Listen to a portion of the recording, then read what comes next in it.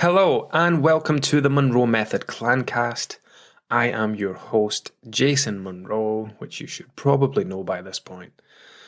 And this is episode 7, a very late episode 7, because after 2 years, almost 2 years of dodging it, COVID finally caught up with the Monroe household. Starting with me, I think. I went to the boxing couple of weeks ago in Glasgow with some friends, stayed overnight, went to the pub, etc. And I came home with a very sore throat because I shouted myself hoarse at the boxing. And then that kind of continued, turned into a cold, and eventually turned into a positive COVID test. And then we all got it, apart from my eldest son, who is now very proud of his immune system. But this week, everyone's back to work, nursery, childminder, school, etc. I don't have a tickly cough anymore. I'm not coughing every 2 seconds, which made check-ins and stuff very difficult. But I do have a nice hot cup of tea just in case. Because how good is hot drinks on the throat? Anyway, I look back. So last weekend, I asked for suggestions inside our coaching group. I went and had a look, and there weren't any. Everyone talking about how much they're enjoying the podcast and recent episodes and stuff, but there weren't any questions or any suggestions of topics to cover. So, it's up to me, and I will talk about whatever I damn well want to. So I was having a look through the last 6 episodes and just seeing like the titles and the things that I've spoken about. And I've probably touched on slimming clubs, but I don't think I've went properly into them. I have been leaning a little heavier on slimming clubs on my Instagram in the last week or so. So I think we're at a point now where, yeah, this is a good platform for me to, it's all good and well putting up a post with a caption. And you can get like a very brief, whatever it is, 2,000 character insight into my thoughts and feelings and opinions on slimming clubs. And then people will form their own opinion based on that snapshot of what I said in the picture and this, the brief caption. So yeah, this will be a good chance to go a bit deeper and explain to people what the issues are, not just my issues, the issues are with them. And it won't all be bad. I'm going to talk about the pros and benefits of them as well. So, one of the reasons that I talk so much about slimming clubs on Instagram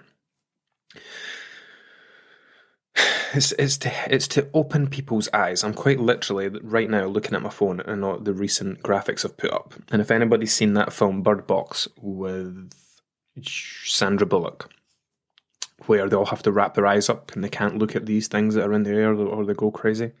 There's a scene in that where the guy sneaks in the house and goes upstairs and holds a woman's eyes open and opens a window.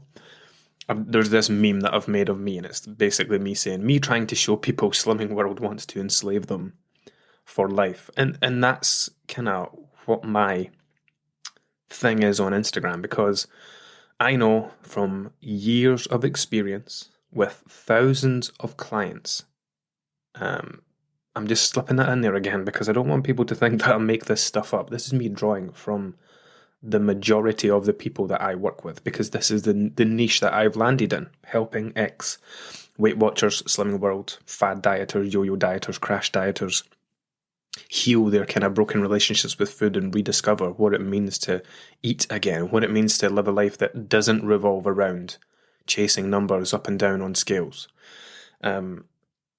And yeah, what I find is that, much of the feedback I get from people is that they didn't realize, they didn't know.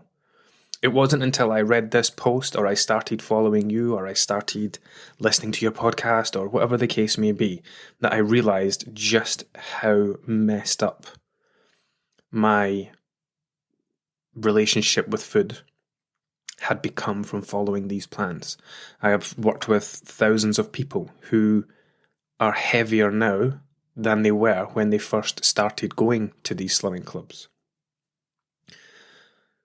And the problem is that they are so incredibly normalized. Like, Joining Slimming World or joining Weight Watchers is just a completely natural thing to do for many people.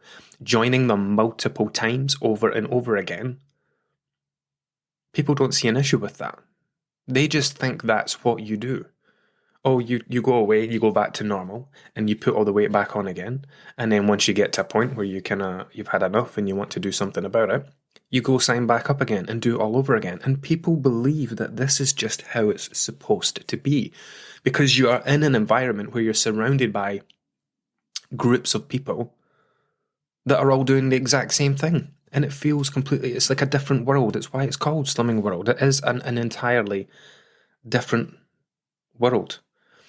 One of the comments on one of my posts recently said that they rejoined. They hadn't went for years and they rejoined. And they went in and it was still mostly the same faces, having made no progress, going through the motions, doing it all over again. So let's talk about what the problem is with not just Slimming World, but these kind of weight loss groups in general. I should have written some kind of keynotes to talk about this, but I do like these to flow a bit naturally. So where would be a good start point? Okay. Let's talk about this post that I'm looking at right now. Me trying to show people Slimming World wants to enslave them for life. So let's talk about that. Now, these plans, I'll tell you about what I do first of all, right? So I'm a nutritionist specializing in doing my very, very best to help people learn how to manage their weight. I'm not just helping people lose weight. That's a byproduct of the other work that we're doing. I'm trying to teach people how to live at their goal weight. And while we are doing that, as part of that process, their weight will naturally come down to meet them at that level. With the hope being that once we do reach the end, this person can then carry on mostly doing the things that they've been doing for the amount of time that they've worked with me, and they should be able to go on and maintain their weight in the nicest possible way. I don't want to see people again. I do not want repeat business. That doesn't mean to say that people don't go off and do their thing and then come back again. We do get plenty of people that come back. They leave for various reasons. Something happens in their life, financial reasons, whatever the case may be. There are various things that go on with people that means they do drift away and then they do come back again. But in terms of, I shared a testimonial today. In terms of the kind of testimonials that I share, and I'm very specific about these, I don't share testimonials from people that are at risk of yo-yo dieting again. I very specifically asked in one of the testimonial questions, how confident are you that you can now take everything you've learned and go on to be successful on your own? And unless they say, yes, I am completely confident or 100% confident, I know I have everything that I need to go and do this on my own now, then I wouldn't share that testimonial. But it's not happened yet, fortunately. So that's just a bit of background of my thing. I want to help people once. If I can do that, then I have done my job. Then we come to things like Slimming World and Weight Watchers, where these plans are absolutely designed with your future return custom in mind. They invest lots of money and lots of time and lots of effort into repeat business. Just think about it. Think about all the WhatsApp messages you've had from old consultants. Think about all the leaflets that come through your door. Think about all the emails that you get. For people that have been members before, think about all the emails that you get. Facebook messages, WhatsApp messages. Hey hun, how are you? Just checking in to see if you've still got weight to lose. We'd love to see you back at group. You'll always be welcome with a friendly face and, all that shit. They invest so much in getting you to go back again and again and again and again because it makes sense, right? Nobody, a farmer doesn't have a cow, milk it once, and then never get milk from it again. That doesn't make much money. A cow gets milked over and over and over again. And that's essentially what is happening to people that are going back to the same thing, to yo-yo diet over and over again. You're paying the same money to lose the same weight to the same person that didn't help you last time. And it's madness. It's absolutely nuts. It blows my mind. And the thing is that it can blow my mind because I can see how crazy it is. But people that are so deeply trapped in that world that don't know anything else when it comes to the weight. All they know is that they go to Slimming World at 7 o'clock on a Wednesday in the local church hall. That's just what they do. They do what they can at home. They count their sins and they have their healthy extras and they, eat all the 3 foods. And then they go, they do their crazy weigh day ritual. We'll come on to those. And then they cross their fingers and hope for the best. Now, here's a quote that I use quite a lot. Let me see if it's on this post.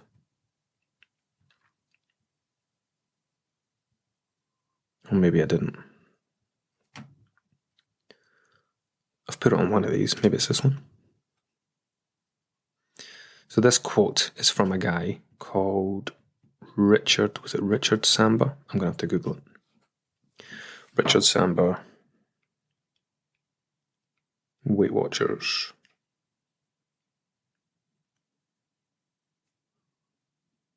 I want to Google it because I want to be accurate with it, so that I'm not spreading misinformation.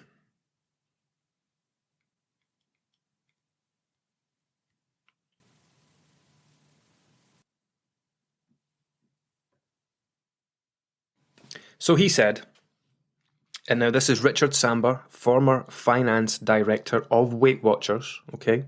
A former director, financial director from Weight Watchers said, if a person cannot maintain the weight loss, then they will keep returning to the company. It's successful because 84% have to come back and do it again. That's where your business comes from. So that's straight from the horse's mouth. That is straight from someone involved in the company, or was involved in the company, no longer the finance director. Maybe it's because he said that quote, who knows? But that's what it is. This is what I keep kind of pushing on Instagram, trying to explain to people, I know that this is what you've been doing for the last 5, 10, 15, 20 years, and it's all that you know, but can you not now see that this method that you are pursuing to help with your weight is the very thing that is keeping you trapped? Because every time, what was the other one I posted recently? It was a Twitter thing. I think it was just on Sunday.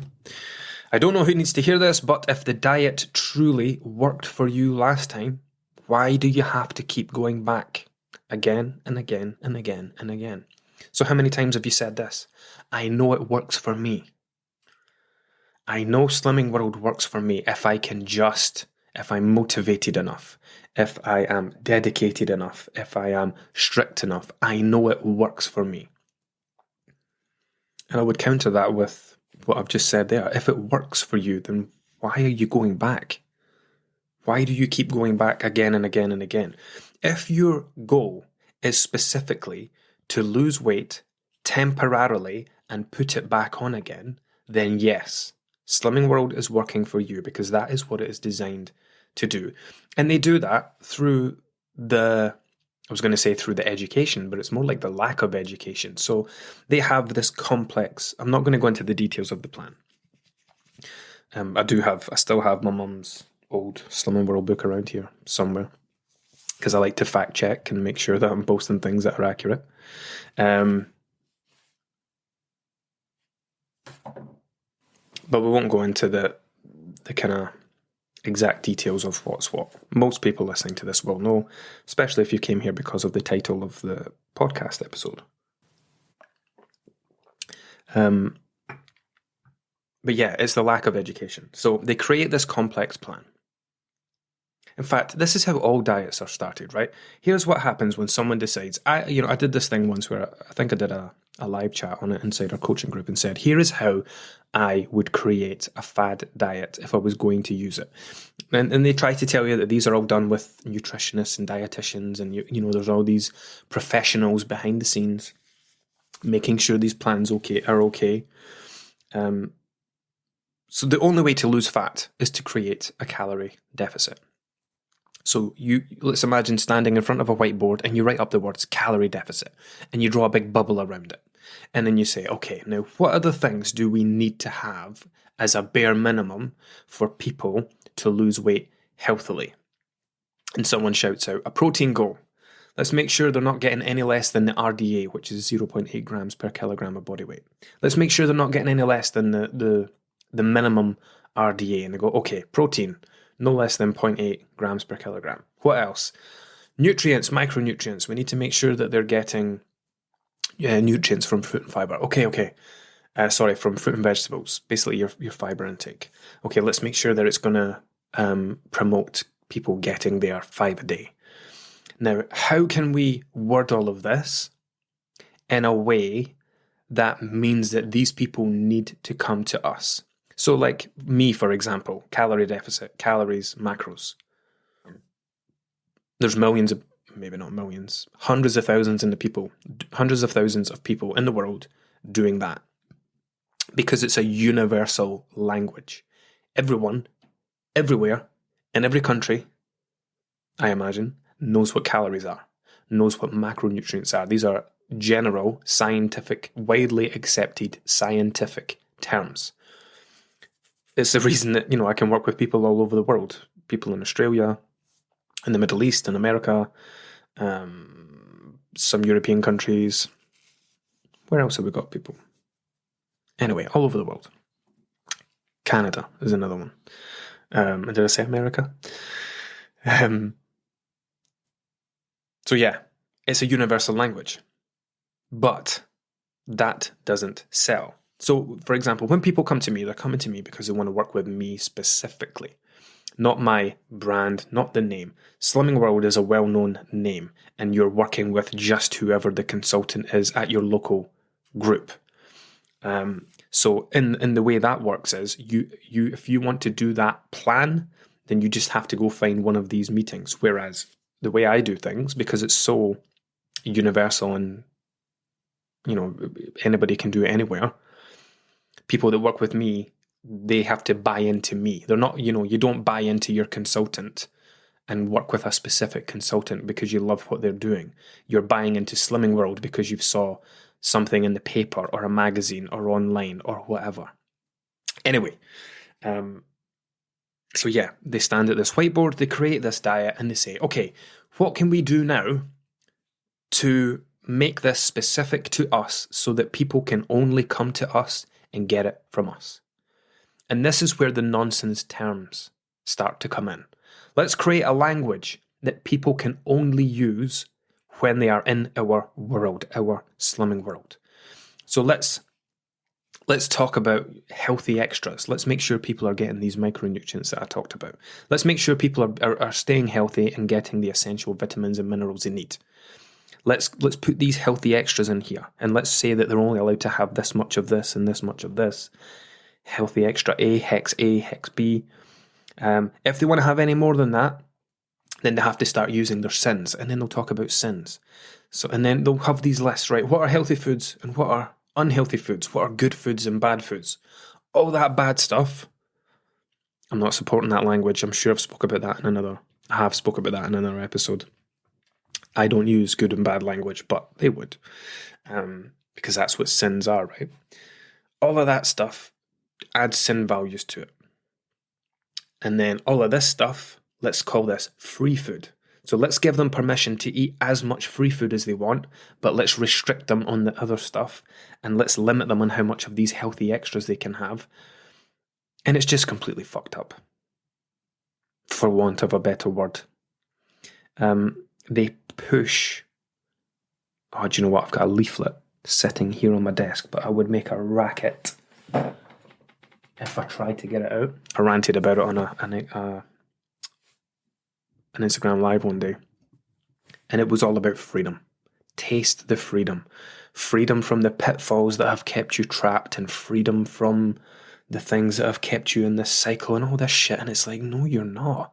You are the very reason that people end up in this cycle. You profit from people being in this cycle and paying the same money to lose the same weight that they lost with you last time, and the time before that, and the time before that, etc.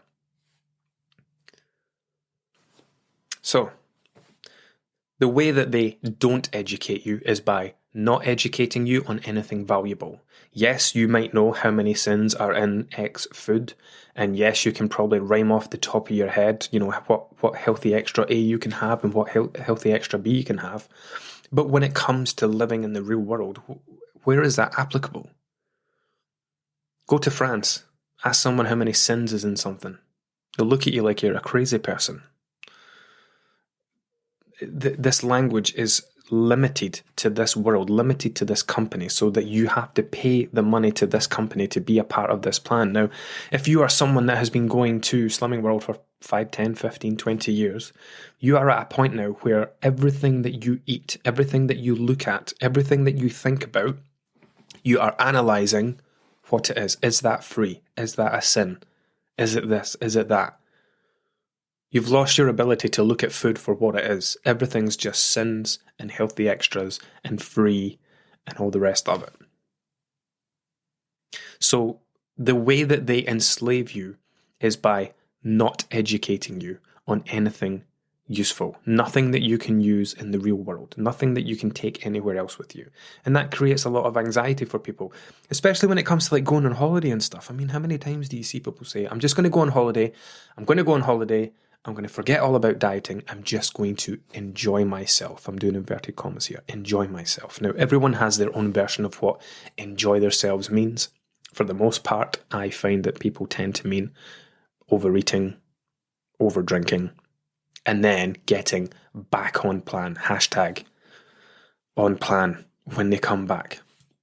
Now, any diet that claims to be a lifestyle, you should not need to go hashtag off plan to be able to go on holiday or enjoy a meal out or enjoy a night out or enjoy a weekend break. And this is coming back to, I think we've done this in another episode, talking about black and white thinking and, talking about the 5 traits of successful dieters.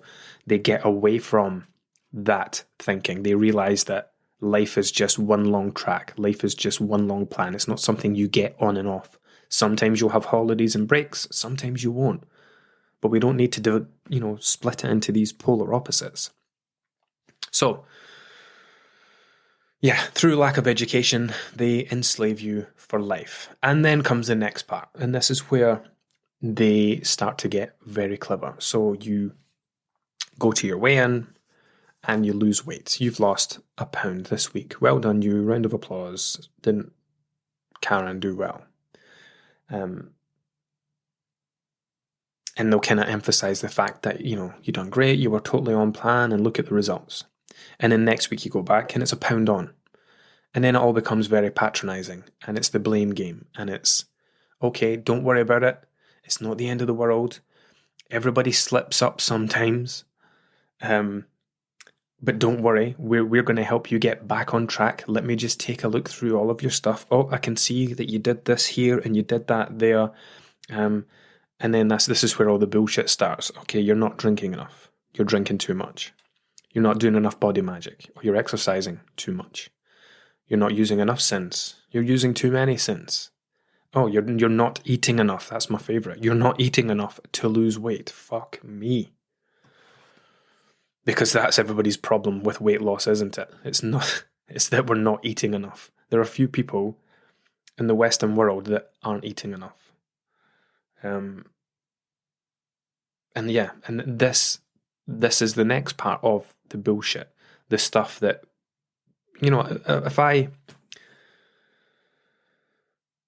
God, it would be difficult, wouldn't it? I was going to say, if I asked someone, tell me all the nonsense that you believe about nutrition, they wouldn't know where to start because they just believe it to be true. And it's the reason that, I do this inside our coaching group all the time. I cover so many different topics in daily posts. And to me, it feels like I'm covering something so basic and so simple. And yet the replies that you get, people's minds are blown by it. They can't believe it. They want you to explain it more. But I thought this. I was told this. I love it when people say that. I was told. Who were you told by? A Slimming World consultant. An unqualified Slimming World consultant with no background in health or nutrition, absolutely no qualifications. 8 days of training. So you get, that's how you can become a consultant. 8 days of training, and it's not even all at once, it's split up. Do you know what? I was planning to make a meme today of someone going for a job interview. Hi, welcome to your Slimming World job interview. What qualifications do you have? And then the next picture would be a before and after photo on a clipboard and a pile of money. I forget what it is. I should have checked before I started, but it's a couple of grand anyway to take on a Slimming World franchise. And then the next picture, great, you're hired. Because that's all it takes. In fact, you don't even need to know much about the plan. God, I've spoken to people who were approached by Slimming World scouts, we'll call them, at the first ever Slimming World meeting they went to. How do you feel about being a consultant? What do you do for work just now? Would you like to make some extra income? It was a first meeting. And they tell you that you're meant to know the plan inside out and have a great understanding of it to be a consultant. Anyway, it starts to annoy me, this stuff. So let's take it away from the negative for a moment and come back to the positive. A question I got asked last week. Why does the NHS, why do GPs encourage people to join Slimming World and Weight Watchers? Even why do some people get handed vouchers to go and do this? And it's a tricky one because for me, I know how damaging slimming clubs are for most people. And I'll say that with complete confidence. I will say with complete confidence that Slimming World and Weight Watchers and slimming groups, whatever other ones there are, do more harm than good. Now, it's not enough that some people find success. That's not enough. As a health practitioner, as I am, as a nutritionist, when I was doing my nutritionist qualifications, one of the first things we are taught, and it's the same with, your GPs and doctors, is number one, do no harm. So when I am coaching and I'm working with people and I'm making quick decisions, the thing that's always at the front of my mind is this piece of advice I am about to give this person going to leave them in a better position or a worse position? Now, people that join us, I'm not going to pretend that every single person that joins us is a success story. We don't live in that sort of world. I believed that once upon a time. It was a very naive belief. I just assumed that I was going to work with a few people, that were going to stay for ages, and we were going to do great. It's not like that at all. But the way that I have set things up is very much about making sure that when people join me, absolutely regardless of how much they do or how far they go, even if they don't get started and lose any weight, I have set things up so that that person is being exposed to accurate, honest, genuine information, helpful information that they can take through the rest of their lives with them. And it's my hope that, hopefully, every single person that joins me, regardless of how much work we do together, leaves in a better position than before they joined, because they will hopefully have picked up something helpful or something that's debunked some of the unhelpful information that they have. So when I'm coaching, it's always at the front of my mind. This piece of advice I am about to give, is this going to do more harm than good? If so, then don't do it.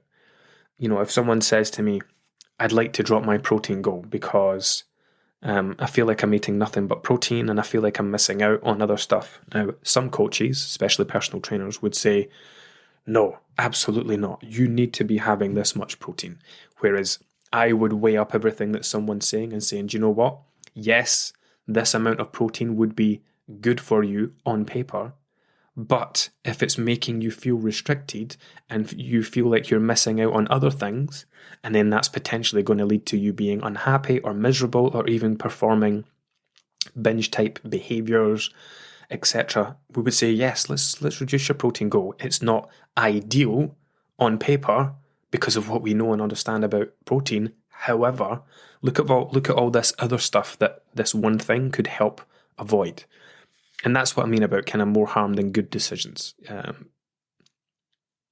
So yeah, it's one of the first things I am taught, or I was taught when I did my nutritionist course. And then we have Slimming World, where, again, you are working with someone who has absolutely no qualifications or background in nutrition or health. They've not been through any sort of formal qualification. They are someone that has gone to a Slimming World meeting or Slimming World meetings. They've lost some weight themselves. They understand the plan to some degree, but everything that they know about the plan was taught to them by their consultant. Their consultant, who also has no qualifications, who was also taught by another consultant when they became one. Do you see what I mean? It's essentially the blind leading the blind.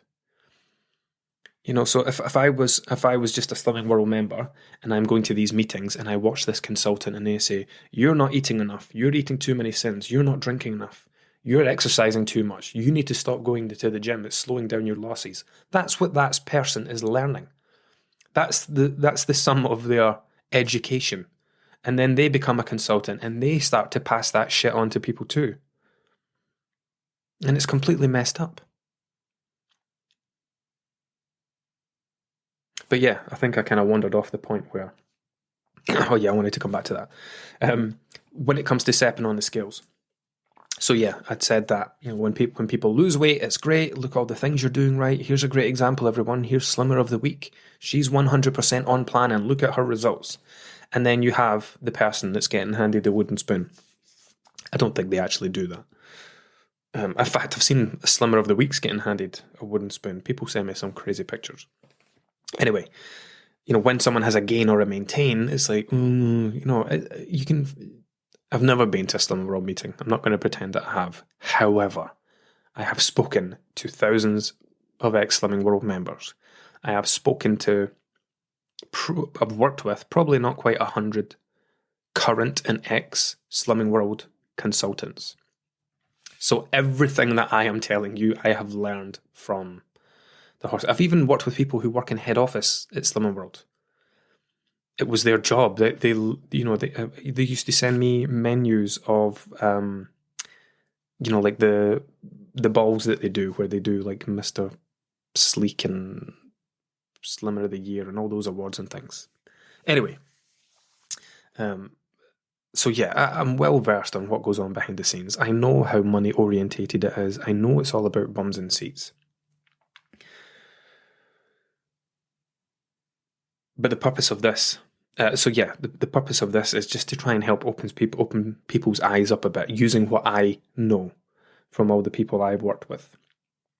So yeah, it's a gain or a maintain, and then the mood in the room changes. It's like someone's watching a football match, and someone scores an own goal, or your team concedes a goal, and everybody goes, oh, and their heads go down, and that's what it's like. And it's seen as this failure because there's this expectation that the scales should be going down every single week. And the problem is, stepping on the scales once a week is categorically the worst way to use the scales. I cannot think of a worse way of tracking progress than weighing yourself once a week. And yet, this is what they do, because, well, how else would they do it? If they can't gather you in one place once a week to get your $5.95 off you, in fact, from what I've heard now from someone I spoke to recently, you pay it regardless because it's a direct debit, it's not cash, it's whether you go or not, you're paying your £6 a week. But yeah, if they didn't have weekly weigh-ins, then what would they do? But it's the way it's always been done, and it's widely accepted by many people that that's just how you do it. And it's nonsense, because your weight fluctuates all day, every day, especially with women. Like predominantly it's women that go to slimming groups. Predominantly it's women that I work with. It's very difficult to get men to become a part of a kind of group like that. It's very much seen as a female thing. When I look at my insights on my Facebook group, the coaching platform, if I looked at it right now, it would say probably it splits it 95% female, 5% male. And yeah, the point there was when you have a menstrual cycle involved and you're trying to weigh yourself once a week and you're going through the different phases of menstruation, your fluid retention levels change. You feel bloated. Your weight goes up and down each week. So you could have a couple of pounds of fluid retention and lost a pound that week, but that 1 pound loss is seen as a 1 pound gain. So waters went up 2, fats come down 1, you've overall gained a pound. And then what happens? How do you feel about that? How do you feel about the language that they then use? How do you feel about that person digging through your food diary, looking for that one thing they can blame you for? Because they won't take responsibility for it. The plan will never take the responsibility for it. They don't teach you anything helpful about your body. They don't talk about that. They don't talk about weight fluctuations. It's all very much the blame game. And it's all very much, if anything goes wrong, make sure you're blaming them. Make sure it's all on them. If anything goes right, credit it to the plan. And this is where this kind of psychological abuse starts, because that's what it is. You are being psychologically abused by utter nonsense, and it builds and builds on that dependency on the plan, where you're a failure on your own, you're a success with us. You're a failure when you deviate from the plan. You're a success when you're 100% #on plan. And that's what feeds this monster. That's what feeds the beast that you believe you find success. I see it all the time. So when people first join me and they join on the one-to-one membership, they go through their starter template. And one of the things we ask is about diet history. Give me a bit of background into your kind of dieting history. And they'll list all the things that they've done, and they'll say, I've had the most success with Slimming World. Now, depending on how they've worded it, like I'll use that as an opportunity to educate. Tell me more about this success that you've had. How many times have you been? Well, and then that's when it starts. Well, I've been 9 times probably in the last 12 years. Okay, and what was it about it that was successful? Oh, I reached my target weight. Cool. What happened when you stopped? Oh, I gained the weight back again. So can we then call that a success? Because that's the problem. The success stops at the target. You are led to believe, you are encouraged to believe that reaching a target weight is the end point. That's the success. And that's it. Nobody talks about what comes after that. Because this alleged lifestyle that you now have is supposed to have transformed you, and you're now supposed to be carrying on and be able to maintain that. But you can't. Because you cannot live a life where you count sins and free foods and all of that stuff for the rest of your life.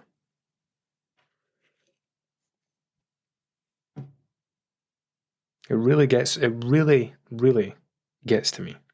So anyway, yeah, I don't think I did the positive thing. So, who is it actually helpful for?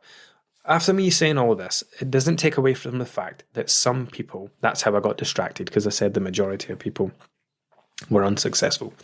And then I started talking about do no harm and stuff. It doesn't take away from the fact that some people find success. God, Nikki McPherson that I've worked with, she was a Weight Watchers magazine cover girl. She was flown to London, I want to say. I won't find out my Instagram in any length of time, so I'm not going to bore you while I scroll my Instagram. But Nikki was a Weight Watchers cover girl. I'm sure she was flown to London, given clothes, given, hair, makeup, everything done, asked leading questions to get her to talk about things. And she's shared it on her own page plenty of times now, about how misleading and backwards it all was, how she didn't learn anything, how it just made her relationship with food even worse. And that's the thing, they've taken this person who has just went from one number to another number and then broadcast it to the world. Look what this person achieved with us. Not asking any of the real valuable questions. What is your relationship with food like now? How confident are you that you can carry on and maintain these results? Do you think you're going to be a Weight Watchers member for the rest of your life? These are the things that people should know about. What did I get distracted with again before I started all that? Okay, so who does it help? It's difficult to come on to who actually helps. So yeah, there are people that it is good for. There are people that have done well. And that's great. I am genuinely, from the bottom of my heart, happy for you. But it's not fair. It's not fair that for your success, there are 20 people that are being destroyed by slimming groups. It isn't fair that the needs of the few are prioritized over the needs of the many. But look at these few people that we're putting in the magazine. Look how great they're doing. Look how wonderful they say it is. Okay, well, what about the thousands of people that say the opposite? And when I post these things on Instagram, I'm very specific about the way I word things. I even put like little disclaimers in it. If you can't relate to this post, if this thing that I am posting about doesn't meet up with your personal experience, then fuck off. Basically, I don't say that, but I could say it on my podcast. But honestly, it's like, here's me talking about a specific situation, and you want to come in here and start defending something that didn't happen to you, like completely invalidating other people's experiences. I can't remember which one it was. Was it the Spider-Man one, maybe? You know, and someone jumped on it and says, oh, I must be one of the lucky ones because I did great. Like, what is wrong with these people? You've looked at the picture, you've read the post, it does not align with your experience. There are 60 other comments on the post, all talking about how much these plans have ruined them. And what is it that you are contributing? Could you not miss an opportunity to tell all these people that they're all wrong and that you're right? Oh man, it's one of the things that really gets to me. Anyway, I'm trying to talk nicely here. Oh, that's where we went. Yeah, so the NHS thing. Come back to that. Because this was the part I was trying to get to. Why do they give out vouchers in the NHS? Here is the thing. When Slimming World and Weight Watchers is the lesser of two evils, then it would be a good idea to suggest it to someone. What I mean by that is, imagine someone who is obese or morbidly obese. The doctor knows that they are quite literally killing themselves with food, with their lifestyle, with their behaviours, with their habits. Now, in that situation, anything, doesn't matter what it is, anything is going to be better than what that person is currently doing to themselves. You would agree with that, right? So someone is massively overweight. You know, they've already developed type 2 diabetes, their blood pressure's through the roof, you know, they've got sleep apnea, everything else that goes along with this. Not only that, but they're reducing their life expectancy massively. High risk of heart disease, stroke, etc. In that instance, giving someone a voucher and saying, why don't you give Slimming World a try? That could be the thing that changes that person's life. That could be the thing that adds years onto that person's life. Okay, so in that situation, yes, a great thing. But for the general population, recommending that people go to Weight Watchers and Slimming World isn't a great idea, because in my experience, I'll preface that with, the majority of people that do go to Weight Watchers and Slimming World, they do not come out the other side of their experience in one piece. They have very warped ideas around food. They have food phobias, food fears. They exhibit binge and restrict tendencies. They very much believe in good and bad foods. The language that they use is terrible. And the thing is, they don't even know it. They don't know it. Because as I said earlier, when people are so deep in that world, they do not know any differently. They think it's normal to starve themselves on weigh day. They think it's normal to wear as few clothes as possible and take off all their jewellery and go to the toilet as many times as they can before they get weighed. They don't realise how disordered that is. They don't realise how disordered it is to stop off at the Chinese on the way home and buy a massive Chinese and overeat after weigh-in. Because they're surrounded by other people doing the same thing. What are you going to get tonight? What are you going to get tonight? Well, if it's a loss, I'm going to go straight to the Chinese and I'm going to get this. But if it's a gain, I'm going to have an SP day tomorrow. Speed foods. How could I forget speed foods? At speed foods, it's like a day where people basically eat very little. It's another way that Slimming World facilitates binge and restrict behaviours. Oh, I ate a little too much last night. I'll have an SP day today. Massively restricting. Anyway, I know this has been a bit disjointed and all over the place, but yeah, I just want to try and get my side across in a more detailed way and have people gain a kind of deeper understanding of the issues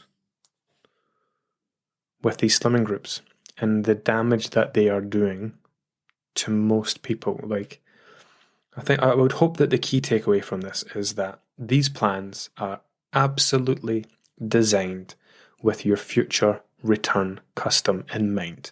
They are completely and entirely money orientated. It is entirely about getting bums in seats.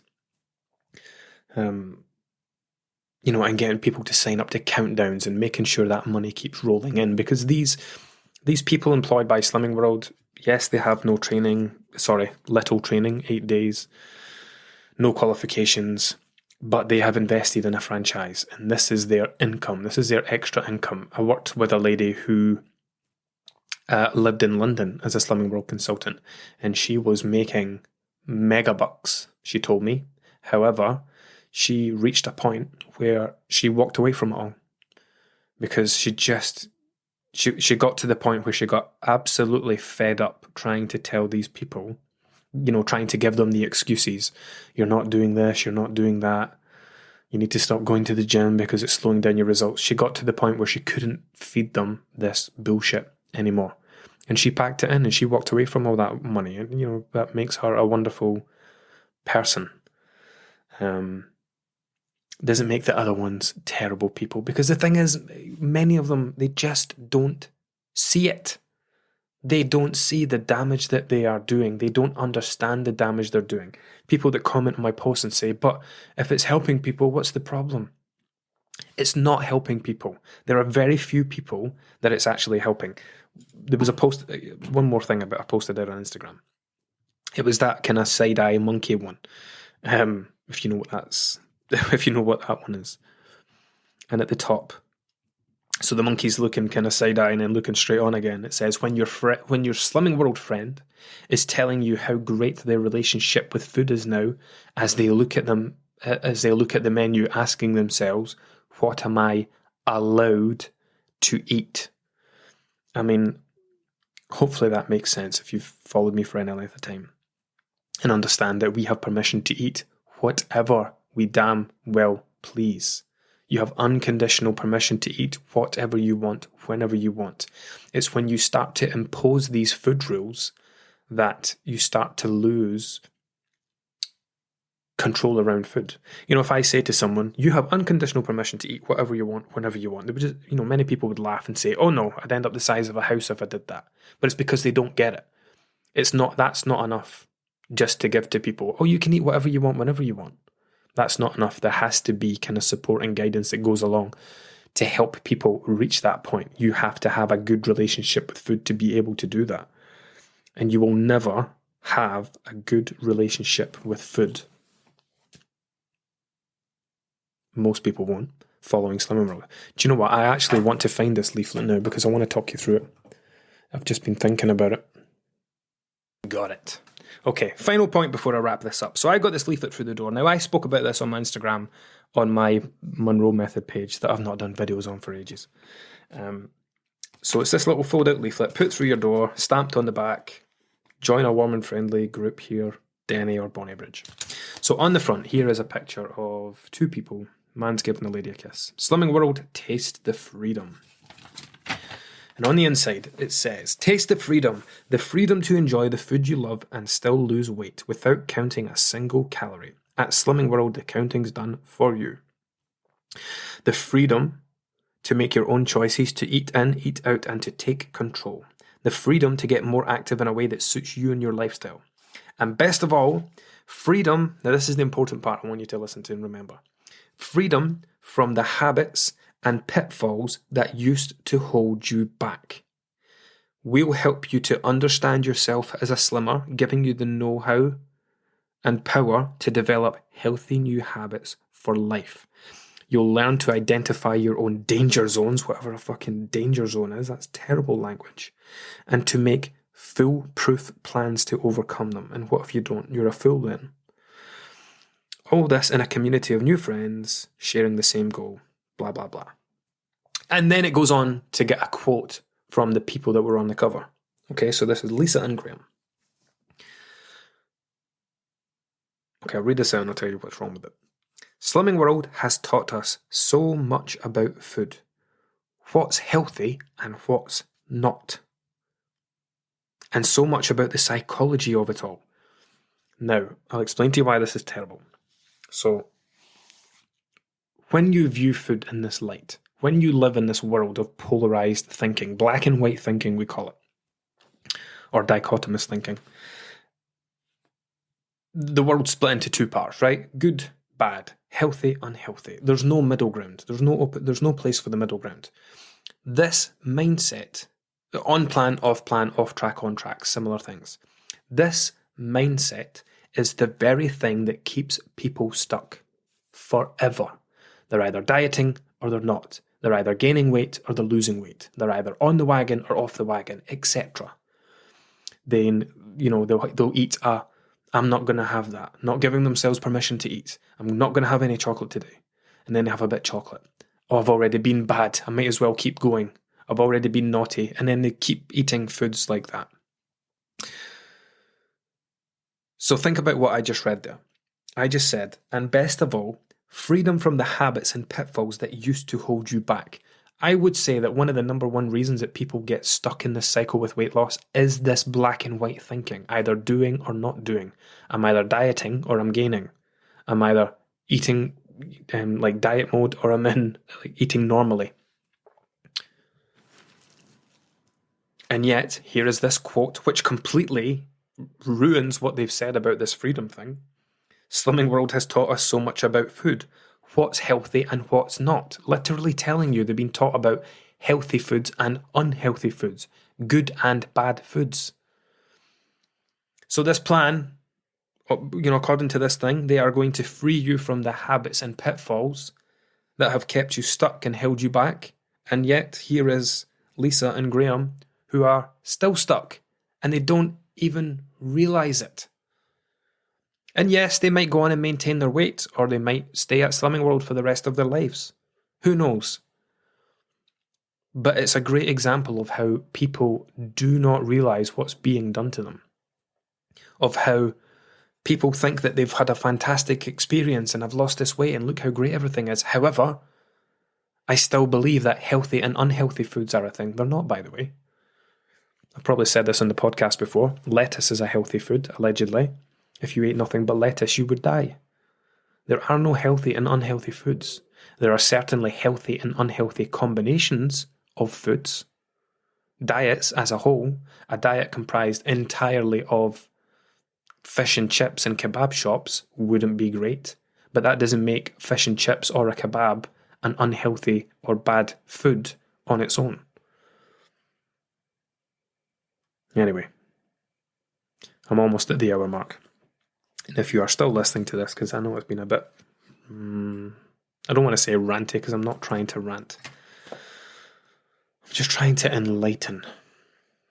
Because it's so difficult to get this stuff across in social media and try to keep every post as well balanced as possible and make sure they don't turn into like arguments between people, because that's what happens, and that annoys me as well. You know, I'll post something that's as balanced as possible, and then people will share their experiences, and then someone will come on and do the, well, I did fine thing, and then arguments kick off, and it just ruins the post.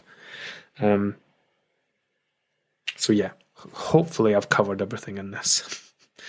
If I haven't, as ever, drop me a message. Oh, something I wanted to start doing here was, lots of you have been taking screenshots of this and sharing it on your social media when you've been listening. I would love for you to do that. If this episode has been helpful, I'm going to say this at the end of every episode now. If this has been helpful or useful, take a screenshot, put it on your Instagram stories or your Facebook stories if you use those, or your Snapchat. I suppose do people still use Snapchat? I've not used it for years. Put a screenshot up, write a little bit about, I don't know, what you found good about it, what was helpful, what was your takeaway, and tag me, because one, that helps me because I get new followers and stuff. And two, it's just a cool thing to do because it makes these really worthwhile. I've had some I've actually got a few messages to reply to today. Someone sent me a message yesterday telling me that they binge listened to all of these over the weekend, and it's like a light bulbs went off on many things. So yeah, as ever, reach out to me, get in touch, drop me an email, drop me a message, anything. Just let me know if this is helping you. Even if there's like other things that you want me to cover as well, because I didn't get any suggestions this week. So I just chose this. And I'll be doing another one this weekend, basically straight away, because I was meant to record this one a week ago. So this weekend coming is another podcast weekend. So yeah, get in touch, give me suggestions, give me ideas. I will talk about everything and anything. If you want me to drill down deeper on anything I've spoke about, because I feel like I've kind of crammed a lot in without too much deeper explanation, yeah, let me know. Other than that, thank you for listening. I get such a buzz, no pun intended, because I actually host this podcast on Buzzsprout. I get such a buzz when I get an email from them every week saying, your podcast has had 300 downloads this week, or you've had over 1,500 listens. That's so cool. Anyway, enjoy the rest of your day. We will catch up again very soon.